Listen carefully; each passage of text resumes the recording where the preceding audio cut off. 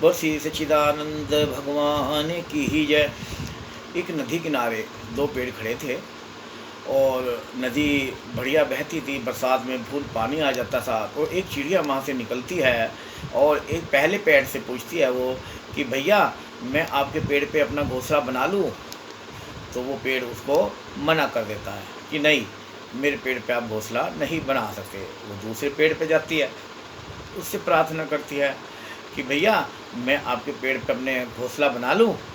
तो वो उसको हाँ कर देता है और उसकी टहनी पे वो घोंसला बना लेती है।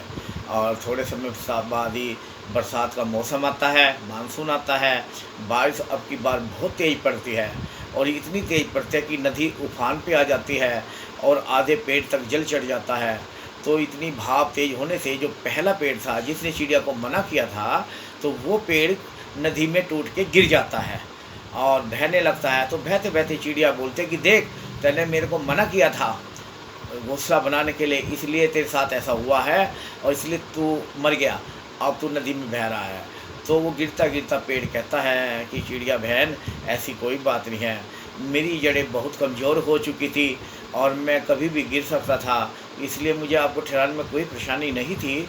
पर मैंने सोचा कि आप घोंसला बनाओगे, आपके बच्चे इसमें होंगे और सब मर जाएंगे, तो इसलिए मैं ये सोचते हुए मैंने मना किया था। ऐसे कोई भाव मेरे गंदे नहीं थे और इसलिए आप तो मेरा अंत देख ही रही हो, जड़ें कमज़ोर हो चुकी थी, इसलिए मैं गिर गया। तो इसलिए मैंने आपको बचाने के लिए सिर्फ कि आप मेरे पेड़ बनाओ कि मैं कभी भी गिर सकता हूँ, इसलिए मैंने आपको मना किया था। आपका दिल दुखा, इसके लिए मैं क्षमा प्रार्थी हूँ और मुझे क्षमा करें।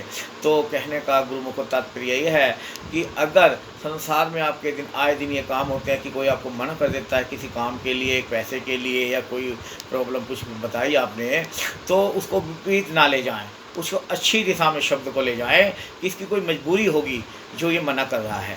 तो हमेशा गंदी सोच ना रखें कि अगर आपका काम हो गया तो आप अच्छे हो गए उसकी निगाह में, और आपने काम नहीं किया तो वो बुरा हो गया आपकी निगाह में। तो ये सोच अच्छी तरफ ले जाओ।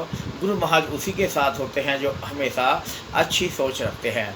और ये सोचो, दूसरी तरफ भी सोचो कि इसकी कोई प्रॉब्लम होगी, कोई परेशानी होगी, इसलिए मेरे को मना किया।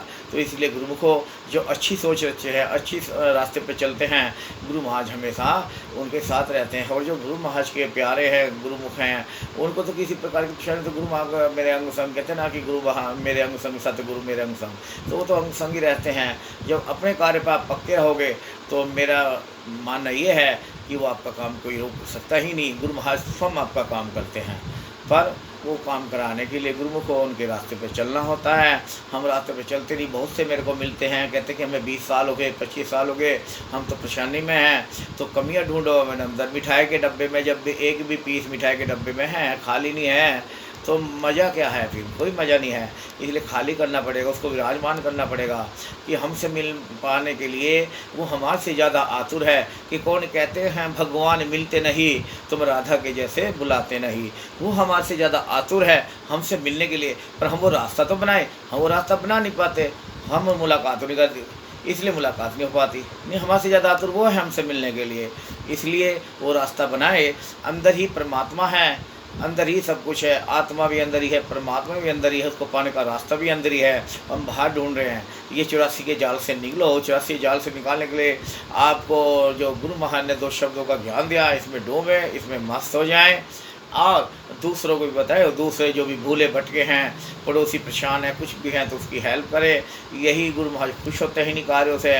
कोई कुत्ता बिल्ली पड़ा है, किसी को रोटी खिला दी, जानवरों को रोटी खिलाओ, पशु पक्षियों को रोटी फेंको, जो आप समर्थ हो, 1-2 रोटी उनके नाम की निकालो। पहले समय में पहले छत पे कौवे के लिए रोटी डाली जाती थी, कुत्ते के लिए तेल लगा के रोटी, अब वो प्रथा खत्म होती जा रही है, इसलिए हम परेशानी के कारण बनते हैं। तो पुराने समय में लौट आओ।